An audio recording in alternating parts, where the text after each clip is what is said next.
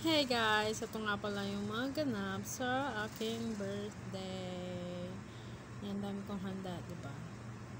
Watch this! So, ayan, nag-order lang ako sa Lulu Supermarket sa Hunger Station. Kasi tinatamad na ako pumunta ng Farm Supermarket. So, nag-order na lang ako. Nag-order ako ng bihon, ng pika-pika, selya na sa 4 real. And then, cabbage na 3 real.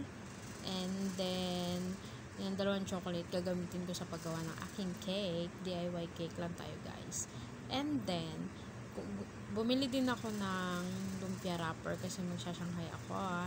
Then, yung ating tinapay, bumili din ako ng silka, tsaka condensed. Tapos, yung ating fruit cocktail kasi magsasalad ako. Tapos, ang ating hot dogs, smoke yan, tsaka yung original. Nasa 3 real lang din yun. Then, meron pa akong sweet and sour sauce. No, sweet chili sauce pala yun. And then, Bacardi. Non-alcoholic yan, guys. Nasa 3 real din ata yan. And then, 2.5 na 7-up. Nasa 9 real lang yan siya, guys. So, yun lang. Gagawa nga pala ako ng chicken Shanghai.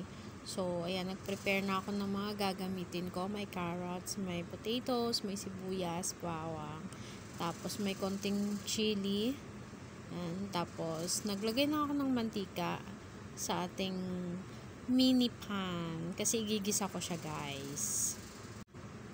Inuna ko yung bawang, then sibuyas. Pasensya niyo yung pagmumukha ko dyan, haggard ng lola niyo, sa akin lahat. So, hinayaan ko lang siya mag toast. So, tayo pala. Hanggang sa, yon magano yung kanyang aroma. Tapos, nilagay ko na yung manok. Shredded yan na manok, guys. Galing kay Daang. So, yan. Ginisa-gisa ko lang siya. Tapos, nilagyan ko ng magic sarap. The best. Piso ang magic sarap dito times 14. So, 14 pesos isa. Lagyan ko siya ng pampalasa na asin. Then, ginisa-gisa ko lang din hanggang sa mag-brown ng ating chicken. Tapos, nilagyan ko pa ng konting oil kasi nga, konti yung oil ko pala. Ganun. Tapos, inalo ko na lang yung patatas, yung carrots, yan, para maluto din siya kahit papano. Kahit piprituhin natin yung Shanghai. So, yan, ginisa ko lang para tapos may lasa na, diba? Unang kagat mo parang masarap na, diba? Ganun. Then, hinalo-halo ko na lang ulit. Tapos, sinet aside ko para medyo lumamig siya. Tapos, ready na siyang ibalot sa ating wrapper. O, diba? So, nilagay ko yun ng konting sili para atis kahit papano may konting sipa. Diba? Kasi Bicolana tayo. Kaya, ganun. Mahilig sa manghang. Taas kamay, mga Bicolana dyan. Diba? Then, magpe-prepare naman ako ng mga gagamitin ko para sa ating fruit salad. Gagawa ko ng fruit salad. So, ayan ang fruit cocktail. Binubuksan ko na ang ating lata. Ang hirap pag walang can opener. Diyos ko po. Todo bukas ang lola nyo. Yung isang latang fruit cocktail is nasa 836 grams, I think. Na binili ko ng 12.5. Wag na lang i-times. Masakit sa ulo. Tsaka sa bulsa, guys. Bahala na kayo mag-isip. Charis. Basta nabili ko siya sa Lulu. Save tayo ng fruit salad diba? Kahit walang Pasko, diba? Fruit salad tayo, diba? Kahit papano, kahit nasa abroad tayo, makakatikim tayo ng gaya sa Pinas, diba? Yun nga lang, medyo mahal. Masakit sa bulsa, kaya yun lang. Nagayat ako ng plum para ihalo ko sa ating fruit salad. Sarap yan, matamis. Parang kalasa ng, para siyang grapes, ganon. Plum yan, sarap. Yan yung madalas kinakain ng amo ko. Chinap ko lang ng katamtamang laki kasi halo ko na siya sa ating fruit salad. And then, nag-chop din ako ng peach. Yan, peach. Matamis din yan. Sarap din. Kasi marami kami yung prutas sa rep. So, why not ihalo sa fruit salad, diba? So, sayang naman kung hindi ko ihalo. Tsaka dagdag na rin kasi parang feeling ko medyo konti yung fruit salad na fruit cocktail, na binili ko. Kaya, naisipan kong ihalo. May apple pa nga sana dapat yan. Kaso, hindi ko na hinalo kasi nga masyado nang marami. Tsaka parang feeling ko hindi masarap siguro kapag may apple. Kaya yung peach na lang, tas yung plum. Yun ang hinalo ko dyan. Diba? O, nagmukhang marami. And then, may nilagay ako ng blueberry. May blueberry ako. Parang 6 na piraso, 5 piraso. Hinalo ko siya dyan. Sayang naman, diba? Parang 3 piraso lang nga tayo. Tapos naglagay ako ng cream. And then, yung condense. Yung condense parang 3/4 lang halos na ilagay ko doon. Kasi feeling ko masyado na matamis pag ganun. Konti lang naman yung fruit salad ko. Kaya, ayan. Hinalo ko na lang. Konti lang hinalo ko, diba? So, imekos-mekos yan, mga insa. Sabi sa India, imekos-mekos na yan, mga insan. Diba? So, bang cravings ng ating mga kababayan. Kasi pupunta sila Ann, tsaka sila Marilyn. Kaya, mas maganda pa rin na makakatikim sila, diba? So, naglagay ako ng cheese. Cheddar yan. Magkano din yan? Parang 5 real. 75 pesos. Diyos ko, huwag mo nang i-convert. Masakat sa bulsa, men. Yan, chinap ko lang siya. And then, pa-cubes. Nag-chop ako ng pa-cubes para sa ating fruit salad. Diba? Then, nag-separate ako ng ibang cheese para dun sa gagawin nating Shanghai. Kasi lalagyan ko siya ng cheese. So, chinap ko lang yung cheese na pa-square na hindi naman ganong kaliliit. Yung katamtaman lang para ihalo sa ating fruit salad. Kasi mas masarap pag may cheese, diba? May nakakain ka ng na cheese, ano ba? So, ayan. Hinalo ko na siya sa ating fruit salad. Yum, yum. Then, ilalagay ko na yan sa ref para lumamig. Then, magbabalot na rin ako ng Shanghai para hindi ako ma-hassle kasi dami kong gagawin. So, ayun. Ayun nga pala, naglagay ako ng ice cream sa salad kasi kulang yung cream ko. Kaya, ayun.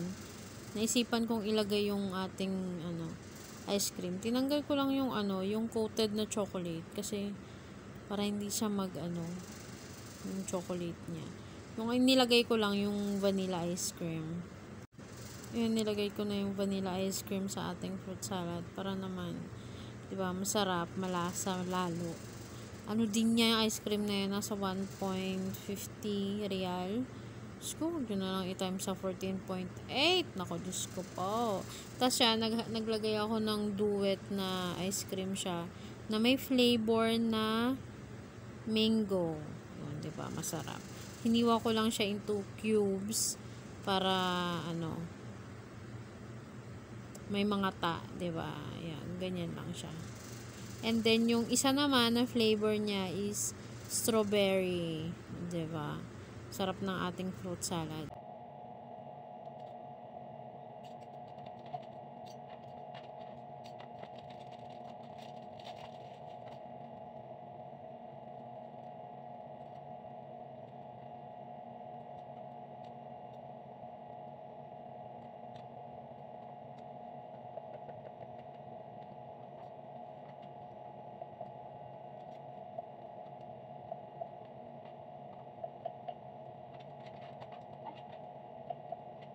Then, nahalo ko na yung ating mga ice cream. Minekos-mekos ko na. Ayan, mekos-mekos na natin yung mga insan. Mix, mix, mix. Tapos, ilalagay ko na siya sa freezer. No, sa sa ref lang. Kasi pag sa freezer, titiga siya. So, pag kinuha ko siya, ice cream ang lawas niyan, diba? So, mas masarap na malamig lang siya. Diba? So, syempre, titikim tayo ng very light kung okay na ba yung tamis. Syempre, diba, pwedeng walang tikiman portion. So, approved kay Mayora. So, ayan. Takpan na natin. Uy, may natira pa palang isa doon. O, damon girl. Yung gumawa ka, tapos, nauna ka nang kumain. Syempre. Lemon is life. Tapos, kinain ko pa yung doon. Yung natira na coated chocolate. Diba? Diyos ko, kaya magtaka kung bakit mataba ako. Naku pa, grabe. Lemon is life. O, diba? Ayan, mekos-mekos. Kulang sa tamis, kaya dinagdagan ko ng ng condense. Ayan. Carry na yan. O, dinakpan ko na. Then, lagay ko sa ating ref.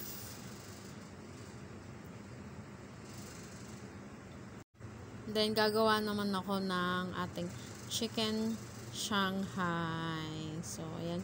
Pinrepair ko na yung ating lumpia wrapper. Ayan. Sweets yan. Sweets ang tatak. 20 pieces, pero 21 pala laman niya, na sobrahan ng isa. So, nakagawa tayo ng 21.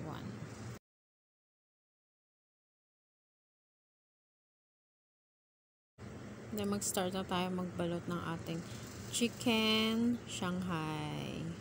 Diba? Dapat yan giniling. Kaso kasi yung aking friend, yung ating Franny, meron siyang shredded na shrimp. So, yan na naisip ko. Then, nilagyan ko siya ng cheese para masarap, diba? Then, water, yun na yun. ng ating wrapper, diba? Para hindi siya, bumulwak. So, ayan. Expert tayo sa pagbabalot ng lumpia wrapper kasi dati nagbebenta ako ng ganyan sa office ni Hubby. So, ayan. Tsaka waraga inab. Madalas ako magbalot ng waraga inab. So, ayan. Gawa tayo ng Shanghai. Nakakamiss din yung baboy na Shanghai. diba? So, ayan. Style ko naman, another style ng pagbalot. Bigyan ko ng cheese, tapos i-fold ko. Ayan. Mag-watch lang kayo, guys. Tingnan nyo kung paano ako magbalot. Lagyan natin ng tubig para hindi siya, Ayan, pa isa-isa. Nakagawa tayo ng dyan ng 21. Diba? Nakakamiss din yung lumpiang Shanghai.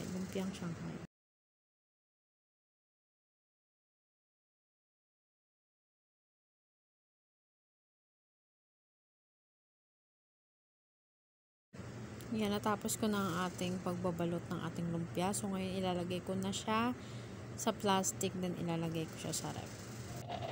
Ilagay ko pala yan sa freezer kasi bukas pa ng gabi ko siya lulutuin. So, kaya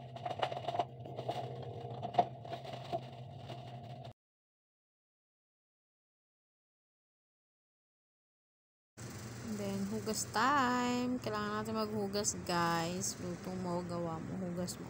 Ginusto mo yan, birthday mo. Dito sa abroad kasi mahirap pa sa'yo yung sarili, diba? Tama naman talaga yun. So, nasa sa'yo na lang talaga kung paano ka magiging masaya dito sa abroad. Kaya, ayan, para maging masaya din yung mga kasama ko. So, naganda ako. Then, gumawa ako ng mini cake. Ang tawag, mini cake. So, ayan. Dinunaw ko lang yung chocolate. Then, nilagay ko dyan sa, loaf bread pala yan. Sorry. Kinat ko lang into square para magmukha siyang cake. Kasi guys, ang mahal ng cake, magkano na sa 50 real times 14? Nag-times ka naman, girl. So, yan, DIY lang. Magkano yung loaf? 5 real. And then, yung chocolate din, 5 real. So, 10 real lang. Plus effort ko. Charis. So, 10 pesos lang. 10 pesos. 10 real lang yung nagastos natin dyan. Tapos, yung mga toppings, naglagay ako ng toppings. Mga dekwat lang yun. Kung ano-anong anik-anik na lang yung nilagay ko doon, basta magmukha lang siya ng cake. Yun lang. Check nyo, guys. Kasama ko si Jerry. Oh, sige. Seryoso yan. Yung habang gumagawa ka, tapos may sumisingit mo dun sa isa. Almusal kasi yan namin. So, almusal namin 11 a.m. So, habang nag-aalmusal, gawa. Todo trabaho, girl. Ginusto mo yan. Nakataas pa yung pako. Charis. So, yan, kinote ko lang siya hanggang sa hindi mo nakita yung loaf. So, ayan, tapos na siya. Look, guys. Then, itong gabi naman, nag-cutting ako ng pangalan ko, letter J-H-A, Ja. Then, may nakita ako na, kulay black na paper bag. So, drawing lang ako dyan ng H. Tapos, pinantay ko sa happy birthday na font kasi para magmukha siyang diba? Maganda. So, ayan. Nag-drawing na ako ng konti. Tapos, nag-cut na ako. Kinat ko na siya. Sobrang tiyaga ko talaga, guys, sa mga ganyang cutting-cutting. Since then talaga, Ewan ko ba, apakatsaga ako sa mga ganyan. Basta maging masaya lang birthday ko, di ba? Mas maging maganda. So, effort, di ba? So, ayan, natapos na ang ating pangalan. A, letter J, and letter H. So, done. O, diba, tiyaga ako mag-cut ng mga ganyan-ganyan, kem-keme. So, done. Naguhit pala ako and then nag-cut ng crown para ilalagay ko dun sa letter J. So, yun lang. Hindi ko na naipakita sa inyo guys. Natok na kasi ako nun eh. So, goods. Then, kinabukasan, nagpa-lobo na ako ng ating mga balloons kasi magdi-design na ako. After work ko, actually may work pa ako niyan. Nagsaglit lang ako dito sa kwarto. Tapos, kasi kailangan ko magpalobo ng balloon. Wala naman iba gagawa niyo kundi ako. Gusto ko to, girl. So, ayan. Then, ayan, napalobo ko na lahat ng kailangan ko na balloon. So, ready na to decorate. Then, nag-decorate na ako dito sa aming sala. Nauna na yan nung gabi, yung Let's Party. So, inuna ko na yan kasi habang may time, di ba guys? Yan, inayos-ayos ko lang. Then, nilagyan ko ng tape. Dinikit ko lang siya. Tapos, nag-help naman si Dang. Nagwalis-walis siya dun sa sala habang wala yung kanyang impactation na amo. So, tamang decorate muna tayo. Then, may work pa ako niyan actually. So, nagsasaglit lang ako niyan para at least, diba, magawa ko yung dapat kong gawin. Kasi, pag pumunta dito sila, ready na everything. Gusto ko kasi pag once na may ganap, gusto ko hands-on ako. Ganun. So, ayun, dinikit ko lang yung Let's Party. Yung mga dinidikit ko, ginupit-gupit ko lang siya. DIY nga lang, di ba? Kasi, wala tayong magagawa. Ganun talaga. Pag mag-ano ka ng party, mag-plan ka ng party, gawa mo talaga lahat. So, yan yung banderitas na yan. Ginupit ko lang din yan. Naghanap ako ng black. Paper bag lang yan na black. So, ginupit ko lang. Then, yung bond paper na white. So, para magmukhang banderitas. DIY girl. Then, sinunod ko naman yung mga balloons. Naghanap ako sa Google kung ano yung magandang design para sa ating decoration. So, yun ang naisip ko. Nagpalobo ako ng kulay gold na balloon. Then, yan. 3 sila. Tingnan nyo guys. Ganda yung yung pag-decorate ko dyan. Kasi ang problema ko is yung pandikit. Hindi masyado. Nalalaglag siya. So, kailangan mo talagang idiin dun sa wall. Kasi yung wall namin, hindi siya pantay. May parang, may awang-awang. Basta ganun. Hindi siya masyadong dumidikit yung pandikit dun sa wall. So, kaya ganun. Sariling sikap tayo, girl, kasi ginusto mo yan. Magba-birthday ka, so gawa mo lahat. Charis. So, habang may time ako dyan, may work pa ako nyan. Habang may time ako na mag-decorate, ginawa ko talaga kasi gusto ko all perfect. Diba? So, dinikit ko na yung happy birthday niya, binili ko sa Shein last year pa actually. Para nasa 9 real. Tama ba? Nasa 9 real, yeah. Then, yun, para naman, minsan lang tayo mag-birthday guys, so kailangan natin paghandaan. Kasi once a year lang yun. Ako kasi yung tipo ng tao na gusto ko talaga sinicelebrate yung birthday ko. Kahit na simple lang. Basta sinicelebrate siya kasi minsan nga lang naman tayo mag-birthday, di ba? So, para sa akin napaka-special yun. Kahit walang handa, basta kahit papano, masaselebrate ko siya. Dati nga, sisimba lang ako sa Baclaran eh. Tapos kakain lang ako sa Jollibee or what. Basta maselebrate ko siya. Masaya na ako ng ganun. Hindi man kabongga. At least, di ba? Celebrate mo. Naiinis ako sa mga taong hindi naalala yung birthday ko. Charis. Pero, lahat naman ng mahal ko sa buhay, naalala nila yung birthday ko lagi. So, salamat ako sa mga nagmamahal sa akin. Sa mga mahal ko sa buhay. Ang drama ni girl. So, ayan. Balik tayo sa pagdadeko. Actually, pangalawang design yan. Yung una, hindi ko alam kung anong gagawin ko dyan kasi naisip ko yung balloon sana pa-circle. So, pag pa-circle yung balloon, hindi maubusan ako ng balloon. Kaya, ayun. Ganyan nakita ko sa Google. So, ginaya ko na lang. Ang theme ko talaga is black and white. So, meron akong gold na balloon. Then, yun na. naisip ko, ilagay. Para naman maganda, di ba? Maiba naman. Then, ayan, tapos na ang aking decoration. Let's go, party! So, dumating na nga pala si Ann. So, ayan, nag-prepare na ako sa mga niluto ko. Nagluto ako ng pancit bihon with canton. Then, nag-order lang ako sa spicy mix. Then, nagluto ako ng hotdog na mga pika-pika dyan. Ginawa ko lang. Yan yung spicy na wings sa spicy meal by Hunger Station Becca naman. Then, may cheesy fries. Meron akong salad. And then, yung soft drinks, and Shanghai, hindi mawawala ang ating Shanghai. Tapos, meron akong salad. So, simple lang para sa akin, pero I'm blessed to God na nakapag-celebrate ako for this year ulit. Alam ko marami akong pinagdaanan this year na to. I meet the most broken person basta yun na yun. Basta happy ako sa araw na yan. And then, nakasama ko yung mga kaibigan ko. Si Marilyn hindi nakapunta kasi hindi siya nakapagpaalam sa boss niya. So, kami na lang tatlo ni Jerlyn, tapos ni Lisa. So, ayan, celebrate kami. Siyempre, pictorial muna bago kumain. So, ayan, malungkot ang beso nyo kasi next year, 32 na siya. Then, ayan yung mga kasama ko. Yan lang, tatlo lang kami, si Dang, si Ann. Since 2016, mga friendship na kami. So, ayun, for the go, char. So, yan ang aking mga simpleng handa, guys. Then, after namin mag-selfie, napagod mag-picture, then gutom na, so kumain na lang kami. Kumain na kami ni Ann, ni Jerlyn, then ako. So, enjoy! Then, tamang kwentuhan, tamang chika-chika lang ng mga buhay-buhay natin sa buhay, sa life, sa mga problema, etc.